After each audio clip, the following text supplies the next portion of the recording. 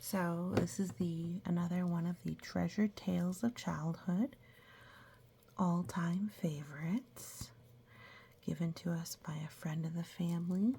So it's the volume 4 in the Treasured Tales of Childhood series. This book has been a little while loved. It was put together by Barbara Simons and Ruth Rooney, published by the Southwestern Company, Nashville, Tennessee. All-time favorites. These are real big classics. Copyright 1974. So, let's see here. I think we should go ahead and read The Three Bears. We've been reading them out of order, but we've read Little Red Riding Hood and Puss in Boots and the Gingerbread Man. I want to read The Three Bears. Let's see here. Oh, this looks like Sleeping Beauty. Oh, here we go. Definitely the bears. All right. The Three Bears. Three Bears. 1, 2, 3. Illustrated by Elizabeth Webbe. Rand McNally and Company, Chicago. All right. See Goldilocks over here with her gold hair. A little straw cottage. Some robins. Oh, look at the bears. They're so cute. I just want to pinch their cheeks. We do not touch wild animals. Alright, but let's read the story because it is a story. Once upon a time, there were 3 bears who lived in a little house in the woods. One of them was a little, small, wee bear. One was a middle-sized bear. And one was a great big bear. They each had a bowl for their porridge. The little small wee bear had a little tiny bowl, and the middle-sized bear had a middle-sized bowl, and the great big bear all had a great big bowl. How surprising, unexpected. Now, this version of the story just calls them by their size. Doesn't say mama and papa and baby. Just little, small, wee, middle-sized, and great big bear. So here's their bowls. And they each had a chair to sit in. The little, small, wee bear. So wee is another word for little. So he's little, little, little. Little, small, wee bear had a little wee chair. See a tiny chair? And the middle-sized bear had a middle-sized chair. And the great big bear had a great big chair. And also, they each had a bed to sleep in. The little, small, wee bear had a tiny little bed. The middle-sized bear had a middle-sized bed. Boop. And the great big bear had a great huge bed. Oh, so big. Interesting, we're mixing up the words with the beds. All right. One morning, after they had made the porridge for their breakfast, and poured it into their porridge bowls, the 3 bears went for a walk in the woods while their porridge cooled, for they did not want to burn their mouths by trying to eat it too soon. So just taking a walk. Oh, look, middle bears looking at the flowers. You should always stop and smell the flowers. While they were walking in the woods, a little girl whose name was Goldilocks came to the house. She looked in at the window,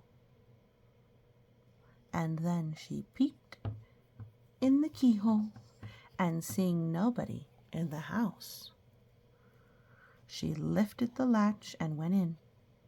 There she saw the porridge on the table. Here she is. She's checking to make sure nobody's home first before coming in. Don't enter other people's houses, naughty little girl. First she tasted the porridge of the great big bear, but that was too hot. Then she tasted the porridge of the middle-sized bear, but that was too cold. And then she went to the porridge of the little small wee bear, and that was neither too hot nor too cold, but just right, and she ate it all up. Oh my goodness. What are you doing, Goldilocks? You being naughty. Next, Goldilocks went into the parlor, and there she saw the 3 chairs. First, she tried sitting in the chair of the great big bear, but that was too hard. And then she sat down in the chair of the middle-sized bear, but that was too soft. But the chair of the little small wee bear was just right, and she sat in it until the bottom broke. Boop. Oh my goodness, her butt broke through it. Then Goldilocks went into the bedroom, where the 3 bears slept, and first she lay down on the bed of the great big bear, but that was too high at the head for her. Next she lay down upon the bed of the middle-sized bear, but that was too high at the foot for her.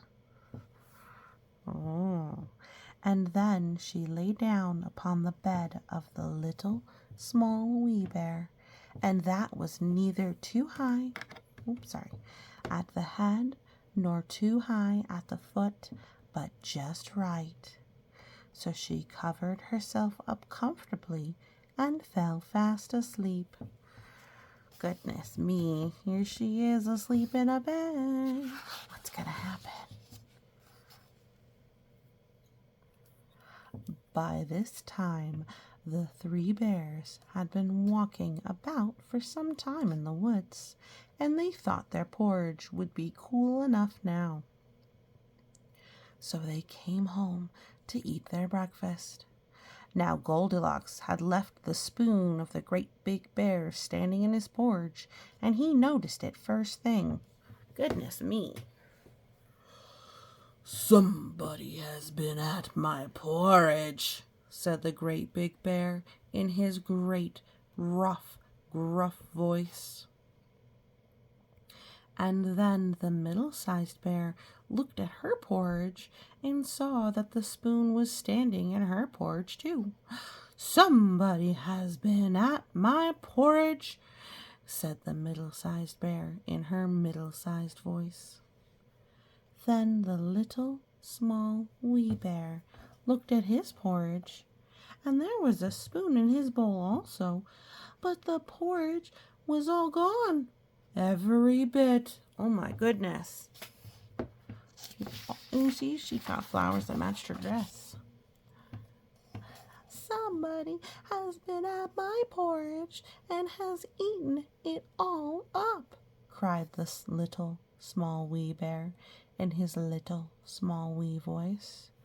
Now Goldilocks had not put the hard cushion straight when she rose from the chair of the great big bear. And when he came into the parlor, he noticed it. First thing, "Somebody has been sitting in my chair," said the great big bear in his great, rough, gruff voice. Goldilocks had pushed down the soft cushion in the middle-sized chair. "Somebody has been sitting in my chair," said the middle-sized bear in her middle-sized voice. "Somebody has been sitting in my chair and has sat the bottom out of it," said the little small wee bear in his little small wee voice.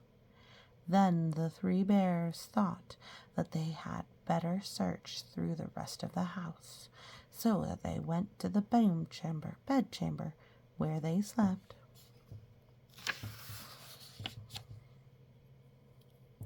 Now Goldilocks had pulled the pillow of the great big bear out of its place, and he noticed it first thing. "Somebody has been lying in my bed," said the great big bear in his great rough, gruff voice. And Goldilocks had pulled the pillow of the middle-sized bear out of its place. "Somebody has been lying in my bed," cried the middle-sized bear in her middle-sized voice. And when the little small wee bear came to look at his bed, there was the pillow in its right place, and upon the pillow was the golden-haired Goldilocks. "Somebody has been lying in my bed, and here she is," cried the little small wee bear in his little small wee voice. When Goldilocks heard the little small wee voice of the little small wee bear, it was so sharp and so shrill that it awakened her at once. Upon seeing the three bears, she ran to the window and jumped out. Shoo! They live in a first story, so that's pretty safe. And whether or not Goldilocks ever found her way out of the woods and became a better little girl, no one has ever known. But the three bears never saw her again. They do say that people are more likely to hear high-pitched things when they're sleeping because we're set up through the generations to listen for babies' cries instead of deep voices. So, that was Goldilocks. Don't be breaking into people's houses, kids. Alright, well, I hope you enjoyed the story, and you have a great day.